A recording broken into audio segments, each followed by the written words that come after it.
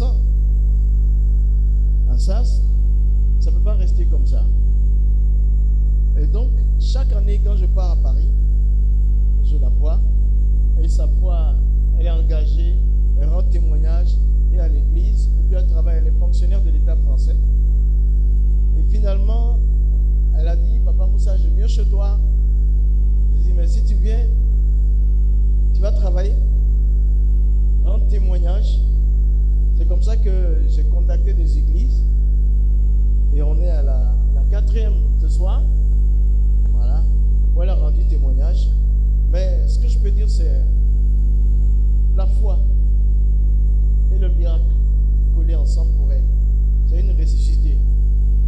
Donc, je crois que si quelqu'un n'a pas donné sa vie à Jésus, il aura l'occasion de voir comment Dieu peut prendre quelqu'un de toutes les drogues et tout ça, et puis l'amener à lui en passant par le coma et tout. Donc, elle va bien raconter son histoire. Sabrina, tu peux venir.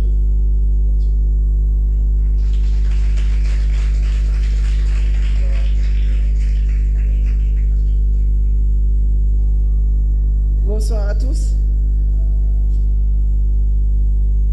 Donc juste avant de vous partager mon histoire, vous avez déjà eu un bon résumé avec le DVD. Je voulais juste vous dire que vous pouvez retrouver à la fin le DVD, donc auprès d'Alex qui est là. J'en ai pas beaucoup, hein, mais ils sont à 2500 s'il y en a qui veulent. C'est vraiment un outil d'évangélisation. Donc vraiment partagez-le autour de vous. Sinon j'ai aussi mon livret qui reprend ce que je vais vous partager ce soir. Donc c'est aussi un outil d'évangélisation.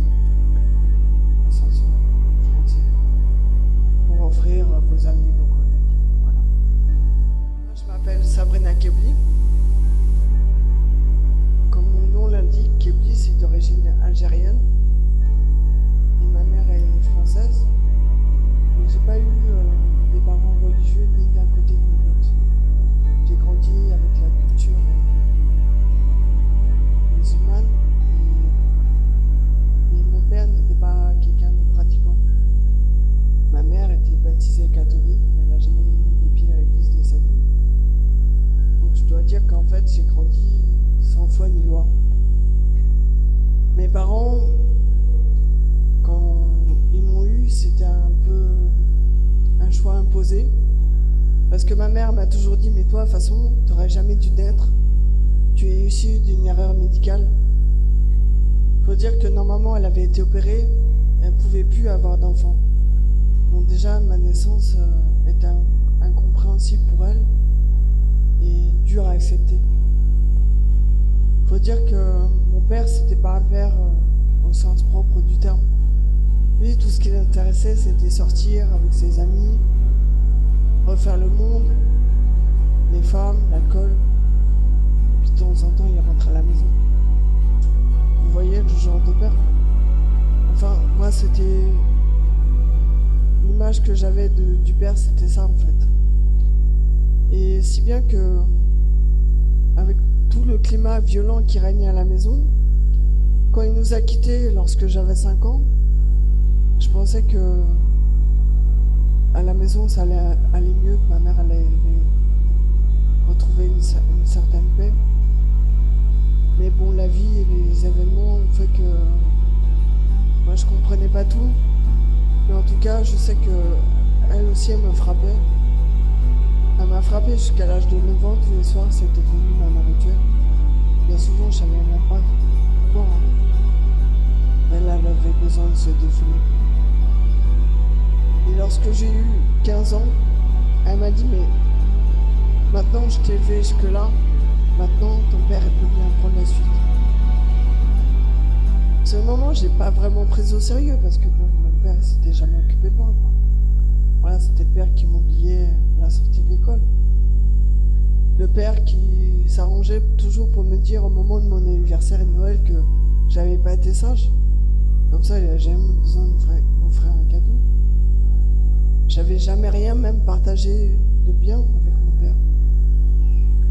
Mais pourtant, je suis partie vivre chez lui. Et évidemment, ça s'est pas bien passé parce qu'avec le temps, Lui, il prenait de plus en plus d'alcool. Il était devenu encore plus violent. Faut dire aussi qu'il était pervers. Toutes les femmes qu'il a eues l'ont quitté. Certaines parce qu'il les avait tellement frappées qu'elles avaient fait de longs séjours à l'hôpital. Une autre, il a fait l'étrangler. Et puis la dernière avec qui il était au moment où j'y suis allé, elle est partie, elle m'a dit je peux plus parce que franchement, elle m'a montré sa poitrine, il avait collé des cigarettes sur sa poitrine. Et même avec moi, c'était compliqué parce que des fois, il y avait des gestes, il avait tendance à confondre sa femme et sa fille. Il avait un rapport très dominateur avec moi. Et plus d'une fois, où il est rentré dans la salle de bain, alors je prenais ma douche, j'avais 15 ans quand même. Et je lui ai dit, mais je lui ai demandé de sortir, il m'a fait bien comprendre, en ouvrant le rideau de la douche, que de toute façon j'étais à lui, c'était lui qui m'avait fait. J'avais rien à dire. Et je vivais dans ce climat de peur, en fait, de peur permanent. Et c'est à ce moment-là, en fait, que j'ai commencé à fumer du cannabis, mais c'était plus pour faire la fête avec mes amis à la sortie de l'école. C'était devenu un besoin. J'avais besoin de ça pour calmer mes angoisses, pour arriver à dormir.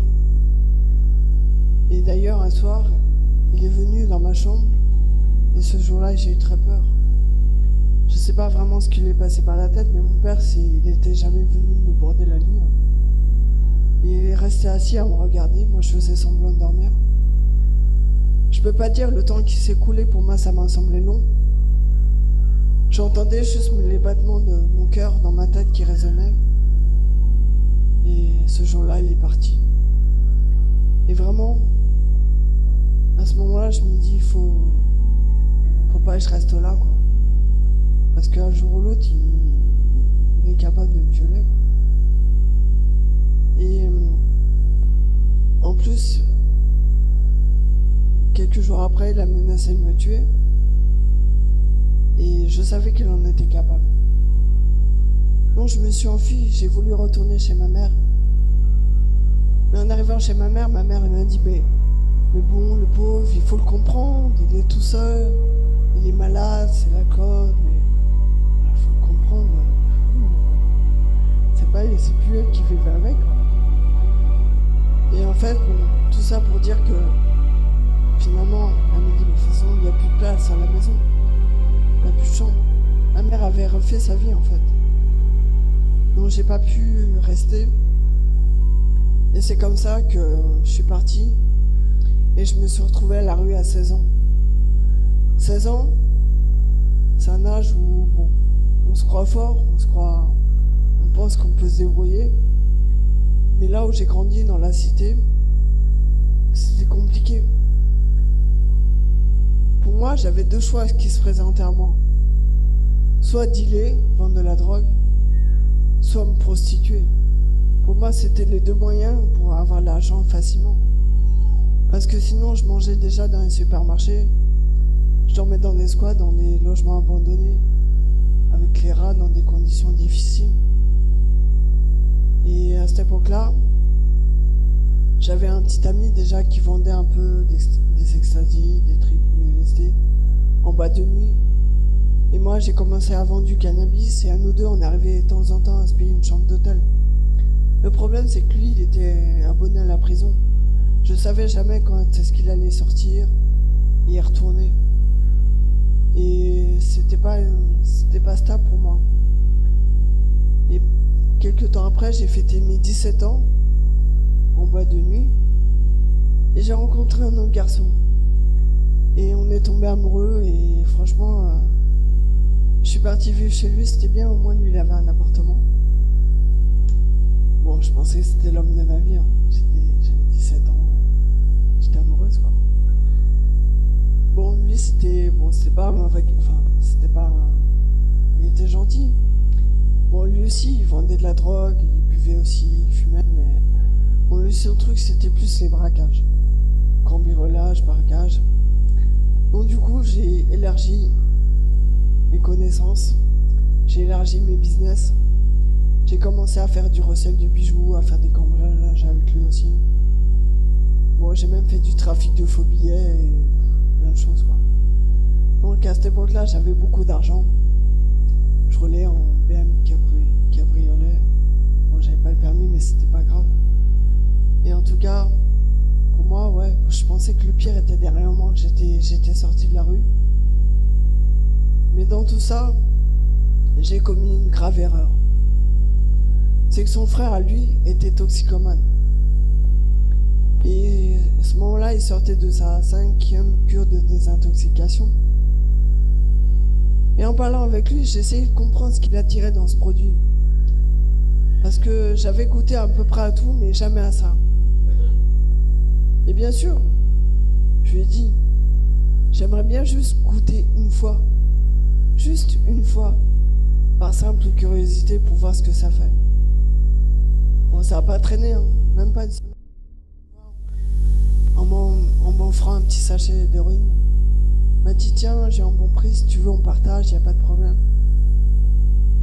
J'ai juste pris une ligne, j'ai sniffé. Et je dois dire que pour moi, dès la première fois où j'ai pris, où j'ai touché l'héroïne, pour moi je suis devenue dépendante. Parce que je savais que j'allais en prendre, j'ai tellement aimé ça que pour moi, ouais, je suis devenue accro dès la première fois. Bien sûr, j'ai essayé d'espacer les doses. Je savais qu'il y avait des risques. Mais bon, je me dis, de toute façon, moi, jamais je vais tomber là-dedans. Moi, je prenais déjà toutes sortes de drogues, je gérais bien. Je me sentais forte.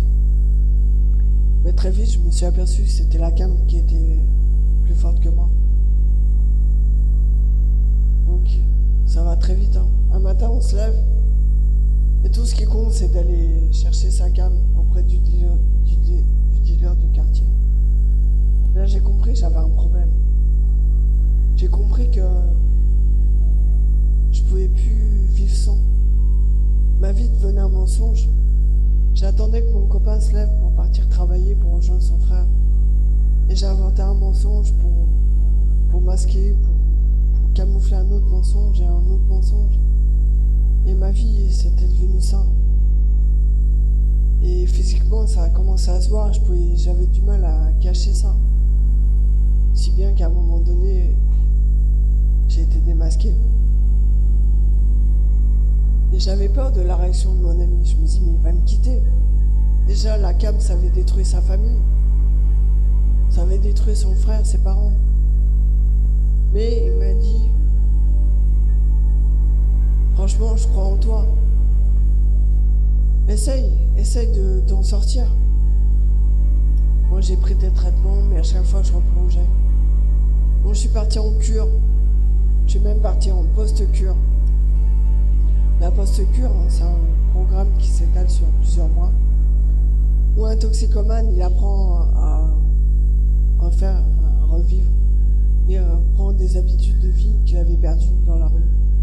À se lever le matin, avoir des repas, avoir des activités, des choses simples, mais qui nous permettent en fait de pouvoir se réinsérer en fait entre guillemets après la cure. Au bout de 8 mois, je me sentais bien, je me sentais forte. Je pensais avoir repris le contrôle de ma vie. Et je suis rentrée chez moi, enfin chez mon copain. Et tout allait bien, les premières semaines en tout cas. Le problème, c'est que j'ai recroisé les mêmes têtes, les mêmes personnes. Vous savez, hein, c'est le genre de potes qui vous disent c'est bien, félicitations, t'as décroché. Mais qui très vite te disent t'as pas quelque chose. Parce que entre temps, je m'étais mise aussi à vendre de l'héroïne. Et en fait, bon, le but c'est toujours de nous ramener dedans, quoi. Les gens ils veulent pas mourir seuls. Hein. Donc moi, au début, j'ai dit non, vas-y, laisse-moi, 1 fois, 2 fois, 3 fois. Après, il y en a un, il me dit, mais t'as pas besoin d'argent? Là, je dis oui, bien sûr, j'avais besoin d'argent. J'avais mis de côté pas mal de business pendant mon absence. Et il me dit, mais je connais un bon dealer, il peut t'avoir de la bonne cam. De l'héroïne, tu peux la recouper au moins de 2 fois. 2 fois facilement. Et franchement, pendant qu'il me parlait, moi j'étais en train de calculer comment ça allait faire. Et parti là-bas juste pour acheter un peu. Mais c'était juste dans l'intention, enfin dans le but de revendre. Le problème, c'est que sur place, j'ai goûté ce que j'ai pris. Et une fois j'ai remis les dents, c'était reparti de plus belle, quoi. C'est comme si j'avais même voulu rattraper le temps perdu. J'ai repris des doses, des consommations encore plus importantes, plus fortes qu'avant. À cette époque-là, j'ai même fait la fête. Pendant 4 jours et 4 nuits, j'ai fêté mes 19 ans. Et je m'en souviens même pas. C'est les autres qui m'ont raconté ce qu'on avait fait. Ils m'ont dit, ouais, tu te rappelles pas, on est sortis, on a fait la fête. Ah, j'avais bien retrouvé des perruques, des déguisements chez moi. J'ai dit, mais je suis sorti comme ça. Hein. Je dis, ouais. Et ça m'a surprise parce que moi, j'étais plutôt quelqu'un d'introverti. Bon, j'étais un peu parano aussi. Faut dire que j'étais sur écoute à l'époque. Moi, je me faisais discrètement. J'ai évité de me faire remarquer pour pas avoir de problème avec la police, quoi. Bon, ça me ressemblait pas de me comporter comme ça, mais bon. Il y a des moments où on est tellement défoncé qu'on se rappelle plus ce qu'on fait. Et à ce moment-là, quand j'ai pris conscience de ça, que j'avais anéanti tous les efforts que j'avais faits pendant tous ces mois de cure, je me dis, mince, tout ça pour rien. J'étais dégoûté de moi, j'étais dégoûté de la vie. Pour moi, ouais, de toute façon, c'était foutu. Jamais j'allais m'en sortir. Et cette nuit-là, je me suis levée avec l'intention d'en finir. Bien sûr, je voulais partir en mourant d'une overdose. J'ai pris de la héroïne que j'avais pas recoupée. J'ai pris l'équivalent d'un gramme pur. Bon, normalement, même un cheval, il n'aurait pas dû survivre à une dose pareille. Et je me la suis injectée. Et peu de temps après, j'ai repris conscience. Je me suis dit, mince, c'est pas possible, quoi. J'étais tellement déterminée à en finir que dans la salle de bain, j'ai vu qu'il y avait une bouteille de Javel qui était là. J'ai attrapé la bouteille de Javel, j'ai rempli la seringue. Je me la suis injectée. Je pensais qu'avec ça, j'allais mourir. Bon, ça m'a bien brûlé, hein. Mais ça m'a pas tué. Donc du coup, j'ai pris tous les médicaments que j'avais dans ma pharmacie. Tous les antidépresseurs, tous les traitements, tout ce qui avait une étiquette rouge. J'ai avalé des cachets. Et j'attendais la mort. Et j'attendais, il n'y a rien qui venait. Je me dis, mais c'est pas possible. Et je voulais vraiment en finir avant que mon copain se réveille. Du coup, je suis partie à la cuisine. J'ai pris un couteau. J'ai commencé à m'entailler les veines. J'ai coupé. Et là encore, mon sang, je sais pas, c'est comme s'il coagulait, il coulait tellement doucement que je me dis, mais c'est pas possible, quoi. Même la mort, elle veut pas de moi. Et j'étais mal. J'étais désespéré. Donc du coup, je suis rentré dans la baignoire. J'ai pris le couteau. Et je me suis mis 2 coups de couteau dans le cœur. À ce moment-là, moi je me rappelle plus de rien. Mon copain m'a trouvé. Je me suis réveillé 5 semaines plus tard en réanimation. Où ils ont dit à mon copain que j'avais une chance sur 100 de survie. Tellement l'hémorragie était importante, on m'avait même transfusé 11 litres de sang pendant l'opération. Mon pouls était imprenable, j'avais 4 de tension, j'étais quasiment morte. Et de toute façon, ils avaient dit que même si je sortais du coma, même si je reprenais conscience, l'encéphalogramme, il était plat. Mon cerveau, il était mort. Donc de toute façon, ils avaient dit que je reconnaîtrais plus personne, que je serais un légume, que je serais dans un état végétatif. Mais bon, comme vous voyez, j'ai toute ma tête. En tout cas, ce qui s'est passé, c'est que j'ai une cousine qui s'appelle Samira, qui est devenue chrétienne, qui est venue prier pour moi quand j'étais dans le coma. Et à mon réveil, elle m'a dit vraiment, toi, Dieu t'aime. C'est lui qui t'a gardé. Parce que quand tu étais au plus mal, quand tu luttais, même je voulais pas respirer en même temps que la machine. Elle dit, j'ai prié et j'ai vu la main de Dieu sur toi. Tu as commencé à respirer doucement, calmement, en même temps que la machine. Moi, je sais que Dieu a des plans pour ta vie. Puis moi, je rigolais, je dis, ouais, des histoires de Dieu, tout ça. Moi, je croyais pas en Dieu. Hein. Même si les médecins aussi, ils défilaient dans ma chambre, tout le monde venait voir la miraculée de l'hôpital.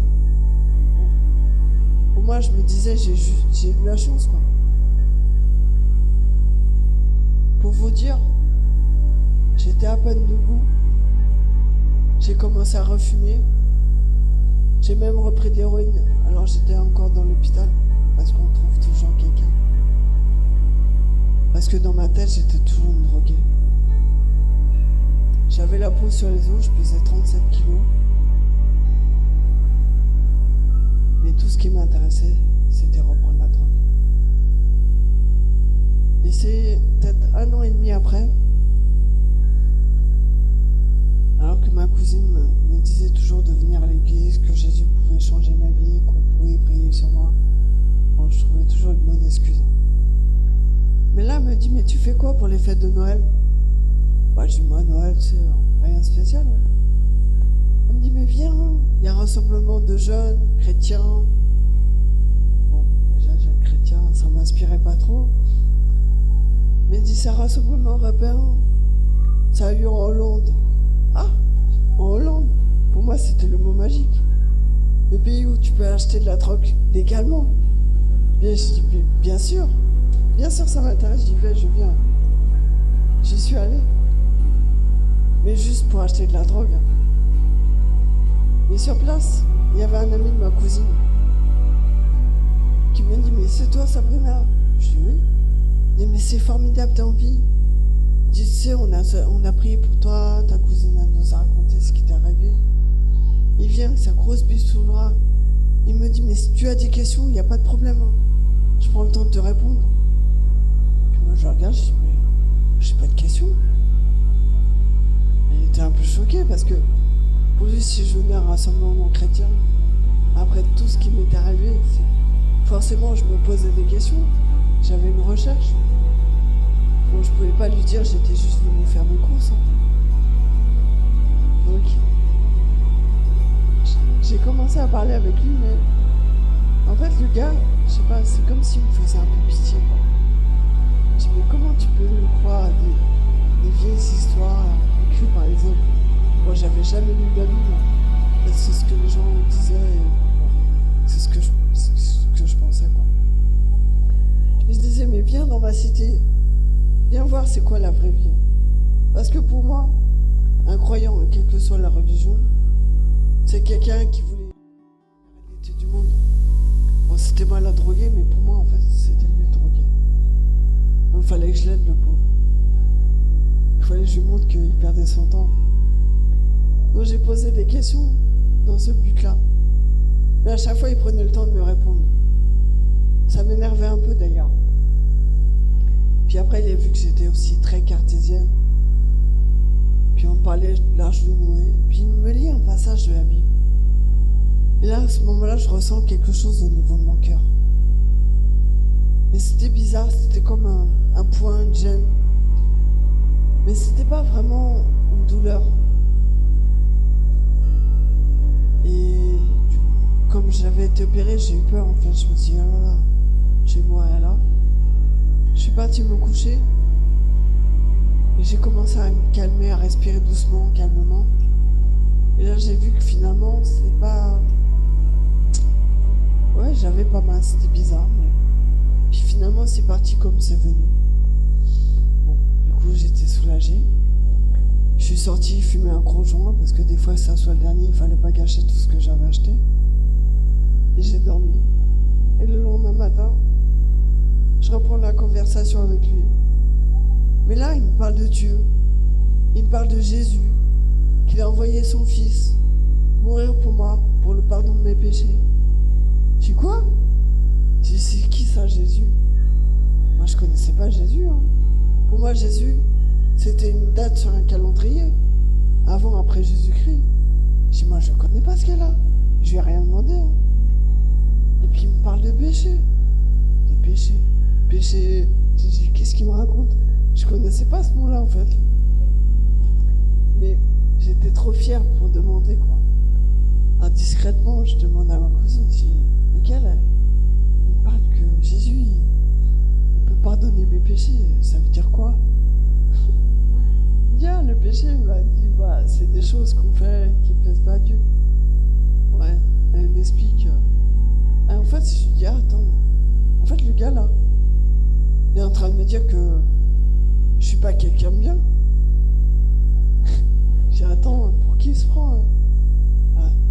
Bon, c'est vrai que je sors toujours avec mon flingue à la ceinture.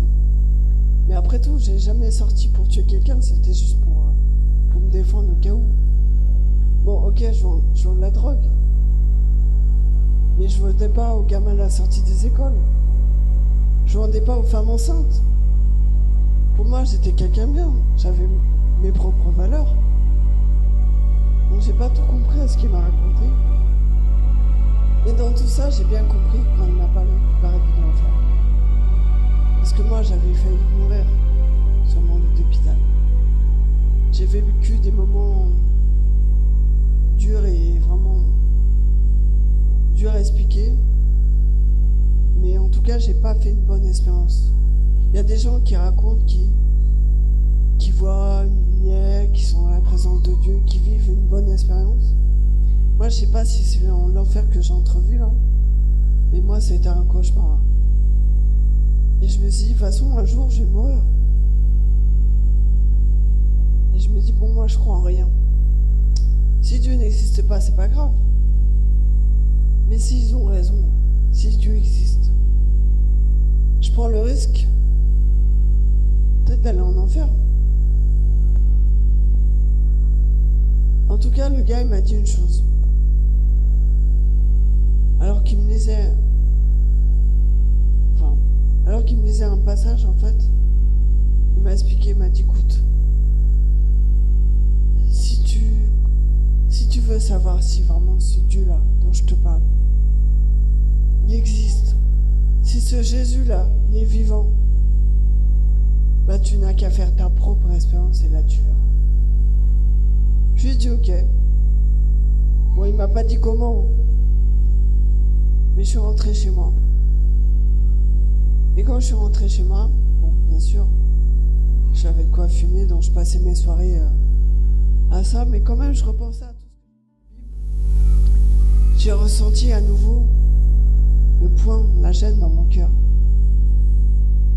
Cette fois-ci, j'avais pas eu peur, mais j'avais pas d'explication logique à ça. Et moi, pour moi, mon cœur, ça faisait longtemps que j'avais plus de cœur. Moi, c'était la haine qui avait conditionné ma vie depuis l'âge de 16 ans. J'aurais pu tuer quelqu'un pour un regard de travers. Et tout ce que je me suis posé comme question à ce moment-là, c'était de me dire que il faut que je sois sûr. Il faut que je sois sûr que Dieu n'existe pas. Donc j'ai voulu prouver que j'avais raison. Prouver que Dieu n'existait pas. Et j'ai commencé à parler de ce Jésus. À lui raconter ma vie, à faire tout le bilan. Parce que ma vie, finalement, était remplie d'échecs. J'avais dû quitter l'école. J'avais pas de travail, j'avais rien. J'avais été lourdement touché physiquement. J'avais même fait une hémiplégie côté droit. Mon copain, on s'était séparés. Les relations avec mes parents, c'était pas ça. Finalement, je me suis dit, mais même ma mort, je l'ai ratée. J'ai tout raté dans ma vie. Et je lui ai dit, écoute-moi, c'est vrai que pour moi, c'est compliqué. Hein, parce que j'ai pas choisi la vie que j'ai eue, j'ai pas choisi de me retrouver à la rue 16 ans. Pour moi, j'ai fait les moins mauvais choix qui se sont présentés à moi. Pour moi, j'étais une victime. Mais j'ai dit, voilà, moi, je peux reconnaître que peut-être à tes yeux, je suis pas si bien que ça. Moi, je te connais pas. Je connais pas tes valeurs, tes critères. Mais je peux reconnaître ça. Comme j'avais été sincère dans mon cœur, ben, je m'attendais à ce qu'il se passe quelque chose. Il se passait rien. Bon, du coup, j'étais un peu frustrée. Je dis, ah bah alors t'existes pas. Je sais pas, hein, je vais pas vous dire que je m'attendais à ce que des anges apparaissent, j'en sais rien. Et comme il m'avait dit, fais ta propre expérience et tu verras. Pour moi, bah, c'était fait, quoi. Donc j'ai commencé à lui dire, c'est ton dernier mot, t'existes pas, une fois, deux fois et demi, 3 fois. On est d'accord, t'existes pas, j'ai raison, ok. Bon, là du coup, j'étais soulagée. Parce que même si je croyais en rien, bon, on n'aime pas avoir tort. Donc, j'ai voulu fêter la bonne nouvelle que Dieu n'existait pas. J'ai attrapé mon sachet d'herbe. Et à ce moment-là, je ne sais pas ce qui m'a pris. Mais je vous assure, j'ai fait le meilleur deal de toute ma vie. J'ai dit, tu vois, moi, la drogue, c'est tout ce que j'aime. Je peux pas rester une journée sans prendre quelque chose. Je conçois même pas ma vie sans ça. Et je lui ai dit, mais si tu me délivres de ça, si tu me délivres de ça, là, je crois en toi, je te suis. À ce moment-là, j'ai à peine fini ma phrase, que j'ai la puissance de Dieu qui m'est tombée dessus, qui m'a rempli, qui m'a envahi de tout mon corps. Et c'était fort, c'était encore plus fort que même aucune drogue n'avait pu me procurer un tel bien-être. C'était incroyable. Et ça montait en intensité. Et j'avais une joie, j'avais une paix, c'était fort. Et ce moment, je me dis, ma pauvre fille,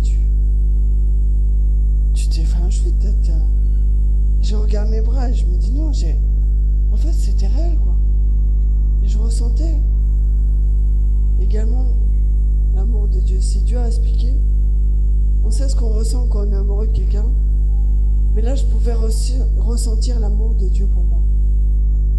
Et j'avais jamais ressenti ça comme ça. Me sentir aimé comme ça. Et j'étais bien. Et c'était tellement fort et ça montait tellement d'intensité qu'à un moment donné, j'ai eu peur. J'ai cru que mon corps, il allait imploser de l'intérieur. J'ai crié stop.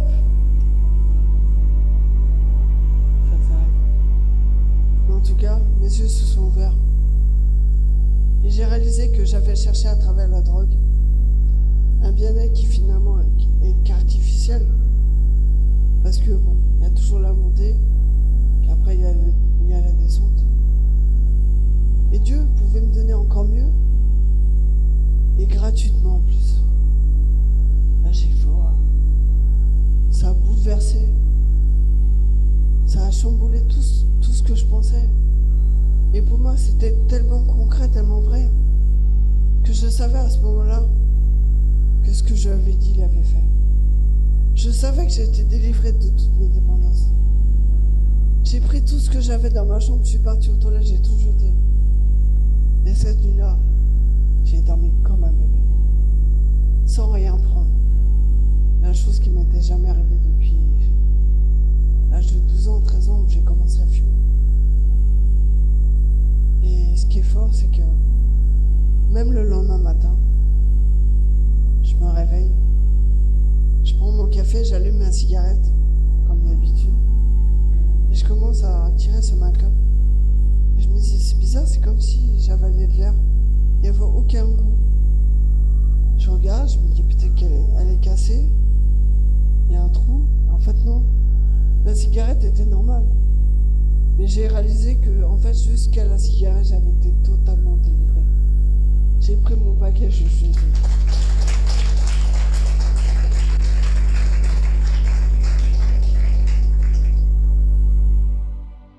C'était des vieilles histoires écrites par les hommes. Moi-même, j'ai commencé à lire la Bible.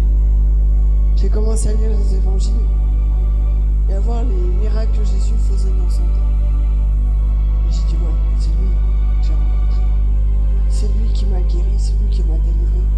Mais pas il y a 2000 ans, maintenant. Et peu de temps après, je me suis baptisé, j'ai commencé vraiment à remplir ma part du contrat, du deal que j'avais fait, à le suivre. Et j'ai vu vraiment comment Dieu a changé ma vie, comment il a restauré beaucoup de choses. Il m'a permis de pouvoir vraiment pardonner à mes parents. Ça aussi, ça fait partie de ma délivrance. Toute la haine que j'avais dans mon cœur pourrait partir. Mon père, j'ai mis plus de temps à retisser des liens avec lui, mais j'ai pu le faire. Aujourd'hui, on se parle. Je ne vais pas dire qu'on a des super relations père-fille, c'est compliqué parce que il y a eu beaucoup de temps, on ne s'est pas vu non plus. Mais au moins, on se parle, on s'écrit, et c'est déjà ça, quoi. En tout cas, moi, j'ai vu comment Dieu a restauré ma vie.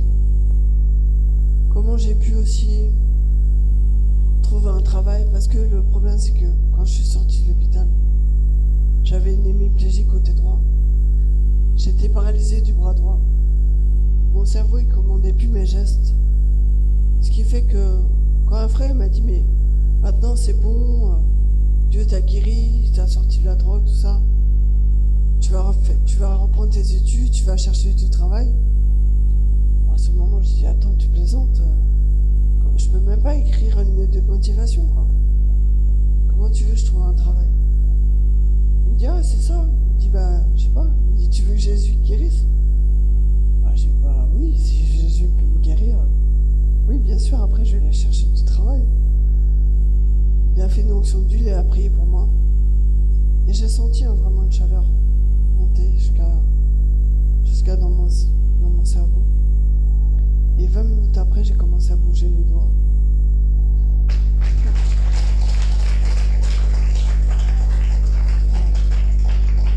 Et après, je veux dire, j'en ai écrit des lettres de motivation.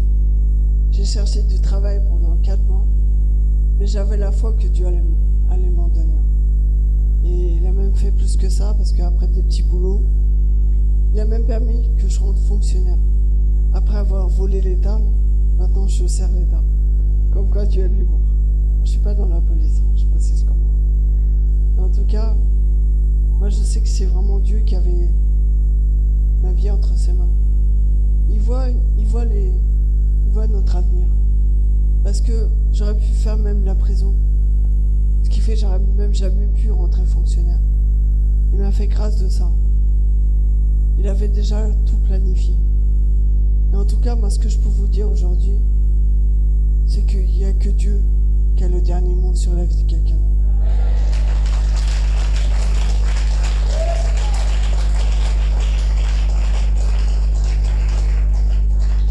Jésus vous aime. Jésus t'aime. Même si les hommes te disent, toi t'es un bon à rien, tu feras jamais rien de ta vie, t'es foutu. Moi-même, hein.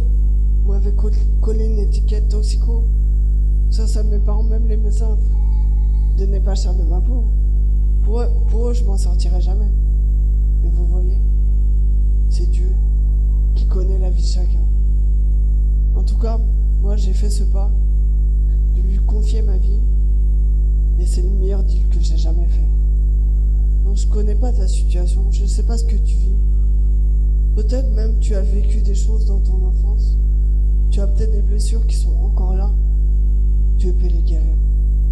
Même les médecins ne peuvent pas, mais Dieu peut le faire. Il n'y a rien que Dieu n'est incapable de faire. Tu souffres de dépendance, Dieu peut te délivrer. S'il l'a fait pour moi, il peut le faire pour toi. Amen. Soyez bénis.